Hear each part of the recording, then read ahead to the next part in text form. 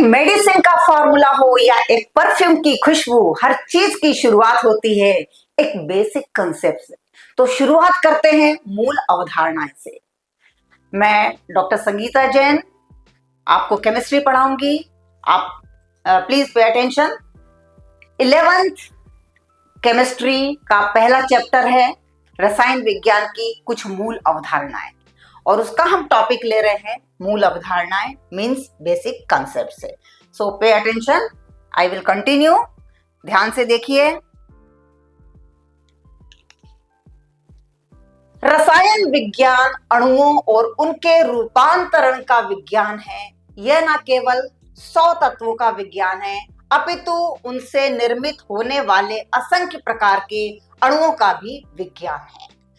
तो जैसा कि आपको मालूम है, chemistry is a science and chemistry is based on this periodic table, आवर्त सारणी। आपको थोड़ा सा नॉलेज होगा आवर्त सारणी। ये हमको पूरा पीरियोडिक टेबल आगे पढ़ना है, डिटेल में पढ़ना है। ये तो मैं सिर्फ इससे रिलेशन करके बता रही हूं आपको कि केमिस्ट्री में क्या होता है। कुछ एलिमेंट्स, कुछ तत्व आपस में क्रिया करते हैं, रिएक्ट करते हैं और प्रोडक्ट में कन्वर्ट हो जाते हैं।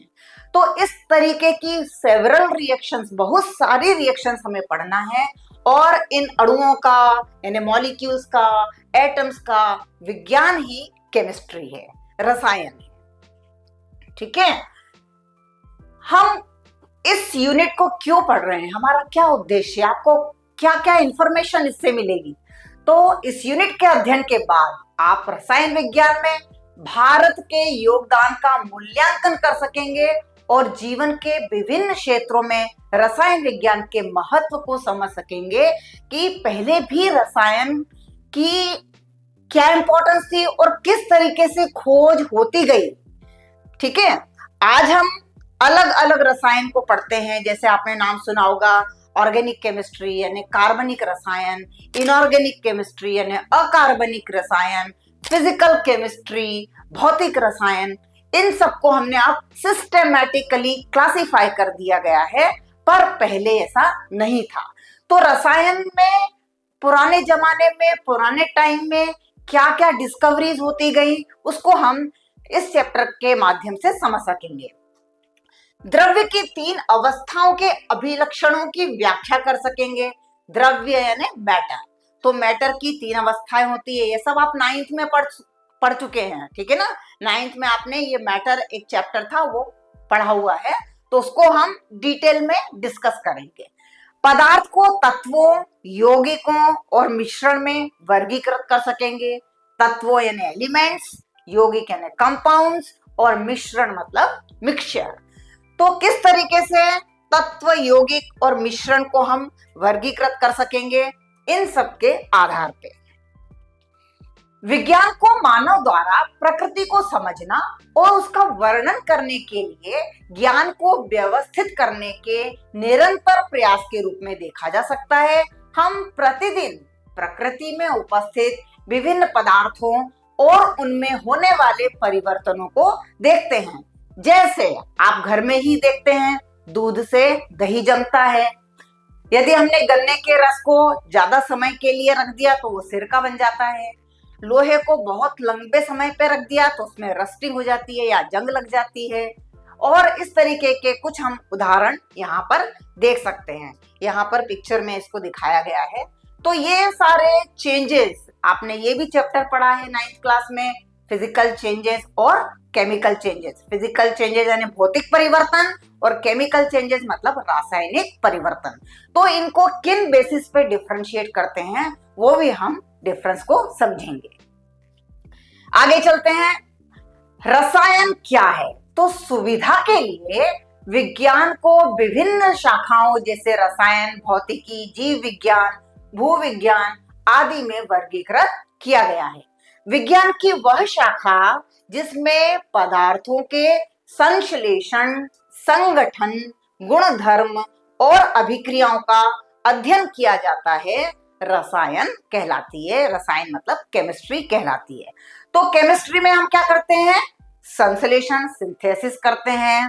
ठीक है। उनकी जो गुणधर्म यानी प्रॉपर्टीज है उनको पढ़ते हैं, समझते हैं, और उनकी डिफरेंट टाइप्स की रिएक्शन से उसकी स्टडी करते हैं और उसे ही रसायन हम कहते हैं। जैसे यहाँ पर आप देख रहे हैं एक एग्जांपल दिया हुआ है सिंथेसिस रिएक्शन यानी संश्लेषण की क्रिया।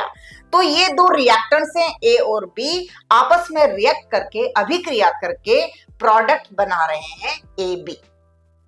सो this is the example of synthesis reaction, संश्लेषण क्रिया का ये उदाहरण है। आगे देखते हैं रसायन विज्ञान का विकास कैसे हुआ, है ना। तो रसायन जैसा हम इसे समझते हैं बहुत पुराना विज्ञान नहीं है। रसायन का अध्ययन केवल इसके नाम के लिए नहीं किया गया, अपितु ये दो रोचक वस्तुएं जिनका नाम आपने भी सुना होगा, पारस पत्थर जो कि लोहे और तांबे जैसी धातुओं को सोने में बदल सकता है, और अमृत, जैसे आपने सुना होगा अमृत पान किया था, है ना। हमारी बहुत सारी माइथोलॉजिकल कहानियां हैं, स्टोरीज हैं, उसमें हम सुनते हैं कि अमृत था जिससे कि अमरत्व प्राप्त हो जाए, है ना। तो ये दोनों चीजें बड़ी सरप्राइजिंग और बड़ी इंटरेस्टिंग हुआ करती थी। तो ये भी केमिस्ट्री की ही देन है, ठीक है। तो इस केमिस्ट्री की देन ने व्यक्ति में और इंटरेस्ट जगाया और इस तरीके से खोज करता हुआ इंसान आज कहां तक पहुंच गया है ये आपको भी पता है, ठीक है।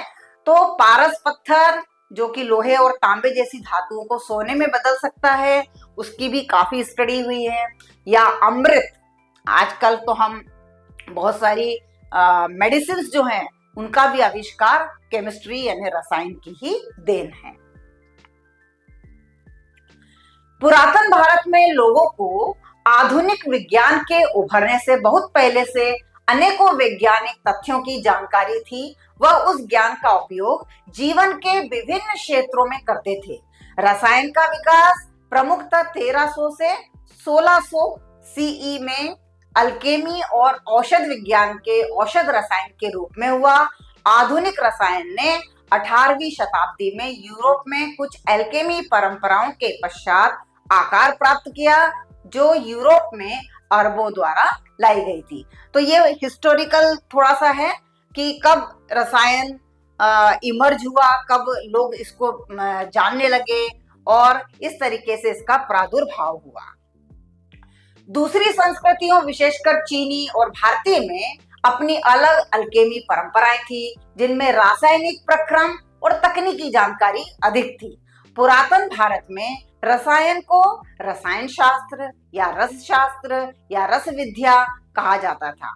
इनमें धातु कर्म औषध, कांतिवर्धक, कांच, रंजक इत्यादि सम्मिलित थे। सिंधु सभ्यता में यदि हम देखें तो मोहनजोदाड़ो और पंजाब में हड़प्पा में की गई योजनाबद्ध खुदाई से सिद्ध होता है कि भारत में रसायन के विकास की कहानी बहुत पुरानी है। आपने सुना होगा चरक संहिता, चरक संहिता जिससे ही सारा आयुर्वेद जो है आज का, आपने बाबा रामदेव और ऐसे बहुत सारे प्रकांड आयुर्वेदाचार्य हमारे भारत में हैं। तो इन्होंने सुश्रुत और चिकित्सा पद्धति को अपनाया। चरक संहिता एक पूरा शास्त्र है जिसको पढ़ पढ़ के उन्होंने मेडिसिन, जो आयुर्वेदिक मेडिसिन बनाई हैं, जो कि बहुत ज्यादा उपयोगी हैं। तो इस तरीके से इसका विकास हुआ। पुरातात्विक परिणाम से पता चलता है कि निर्माण के लिए पक्की ईंटों का उपयोग होता था और मिट्टी के बर्तनों का उत्पादन अधिक मात्रा में किया जाता था। इसे प्राचीनतम रासायनिक प्रक्रम माना जा सकता है, जिसमें वांछनीय गुण प्राप्त करने के लिए पदार्थों को मिलाकर डाला और अग्नि द्वारा गर्म किया जाता था। मोहनजोदाड़ो में ग्लेज किए हुए मिट्टी के बर्तनों के अवशेष प्राप्त हुए हैं। यहाँ आप कुछ एग्जाम्पल देख सकते हैं। निर्माण कार्य में जिप्सम सीमेंट का उपयोग किया गया, जिसमें चूना, रेत और सूक्ष्म मात्रा में कैल्शियम कार्बोनेट मिलाया गया है। तो इस तरीके से पुरानी सभ्यता में भी हम देखें तो मोहनजोदड़ो के जमाने से हम बर्तनों का यूज करते आए हैं। मिट्टी के बर्तनों का उपयोग ज्यादा होता था और उसमें समय के हिसाब से परिवर्तन आता गया। आज आप देखते होंगे अभी गर्मी चल रही है, मटके का उपयोग होता है। अब लेटेस्ट में उन्होंने क्या कर दिया है, आपने देखा होगा कि मटके में एक नल की टोटी फिक्स कर दी है, जिससे कि आसानी से पानी निकाला जा सके। और बार बार उसमें हाथ डालने से भी बचाया जा सके, ताकि वो हाइजीनिक तरीके से उसको हम इस्तेमाल कर सकते हैं। तो आधुनिकता में उसमें समय समय से परिवर्तन किया जा रहा है और किया जा चुका है। हड़प्पा के लोग फंस बनाते थे, जो एक प्रकार का कांच होता है जिसका उपयोग आभूषणों में किया जाता था। यह शिक्षा, चांदी, सोना और तांबा जैसी धातुओं को पिघलाकर और फ्रोजन द्वारा विभिन्न प्रकार की वस्तुएं बनाते थे। वह तीन और आर्सेनिक मिलाकर शिल्प बनाने के लिए तांबे की कठोरता भी सुधारते थे। तो इस तरीके से मेटलर्जी का बहुत आयत में उपयोग करके और कई विभिन्न तरीके के यूटेंसिल्स बनाए गए। केमिस्ट्री हर जगह है, बस पहचान तुम्हें आनी चाहिए। सुबह से लेके रात तक हर जगह केमिस्ट्री इन्वॉल्व है। हमारे चैनल को सब्सक्राइब करना ना भूलें। Keep watching this video. Thank you very much.